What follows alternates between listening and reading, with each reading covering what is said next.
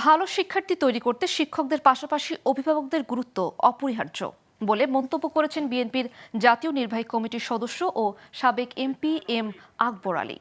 শনিবার দুপুরে সিরাজগঞ্জে উল্লাপাড়া বিজ্ঞান কলেজের শিক্ষার মান উন্নয়নের লক্ষ্যে অভিভাবক সমাবেশ হয়। এতে প্রধান অতিথির বক্তব্যে তিনি এ কথা বলেন। এ সময় তিনি শিক্ষার মান উন্নয়নে প্রয়োজনীয় ব্যবস্থা গ্রহণের আশ্বাস দেন। একই সাথে কলেজ কর্তৃপক্ষকে বিভিন্ন দিক নির্দেশনামূলক পরামর্শ দেন তিনি। অর্থবর্ষ পরীক্ষার ধারাবাহিক মূল্যায়নে উত্তীর্ণ শিক্ষার্থীদের মাঝে এ সময় পুরস্কার বিতরণ করা হয় এবং প্রথম স্থান অধিকারী শিক্ষার্থীকে 10,000 টাকা পুরস্কারের ঘোষণাও দেন তিনি। শিক্ষা ব্যবস্থাতে কি সমস্যা আজকে আপনারা শুনলেন। ছাত্র ছাত্রীদের অভিযোগ, ছাত্র ছাত্রীদেরকে এই অভিযোগ আমরা শুনতে রাজি না।